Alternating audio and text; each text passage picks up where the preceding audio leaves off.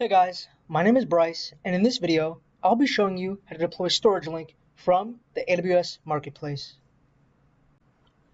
Once you're on the product page for StorageLink, click Subscribe. Then click Continue to Configuration. For the fulfillment option, you're able to select one of three CloudFormation templates. We offer high availability, which will create instances in a scale set. You can have multiple instances, and then the single instance, as the name implies, will just create one instance.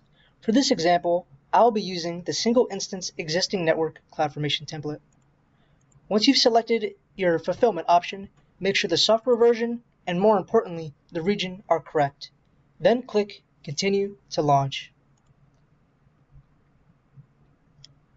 For the Choose action, to select a launch action, select Launch CloudFormation. Then click Launch. This will bring you to the CloudFormation page in the AWS console. Since you've launched CloudFormation from the AWS Marketplace, the template has already been selected for you. So, click Next. Here, you'll specify the stack details such as the stack name and parameters. To start with, configure a name for your stack. Then, for the parameters, under Bucket, set this to Open. This way, you can use any S3 bucket you'd like.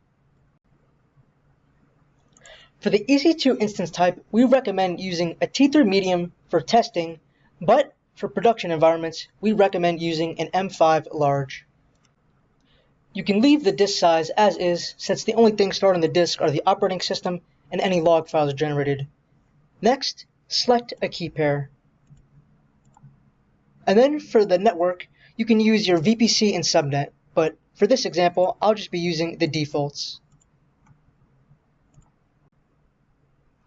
For the web input CIDR, enter the value of 0.0.0.0/0. This way, your site is open to the world and none of your users will be blocked when connecting to the IP address or DNS name. For the SSH input CIDR, set this to your own IP address or the IP address of any sysadmins managing this site. Next, create a web admin username and password to use for logging into the web admin interface. Once you've created your username and password, click Next. Scroll to the bottom and click Next again. Finally, scroll to the bottom once more and check off the box that CloudFormation might create IAM resources. Then click Submit. Your stack will typically take between 10 and 15 minutes to create. Once your stack is created, go to the Outputs tab. The first step would be to go to the public IP address of StorageLink in your web browser, where you'll meet the Setup and Login Instructions page detailing how to get to the admin interface for StorageLink and login. And if you scroll down, there are also instructions for installing a valid SSL certificate. Scroll back up, and to reach the admin interface, use the Click Here link. You'll see your connection is in private message since we're using a self-signed SSL certificate right now. So, to get past this, click Advanced and then click Continue to IP address. This will bring you to the sign-in page for StorageLink, where you can log in using the credentials you created using CloudFormation. So, with that being said, enter your username and password and sign in.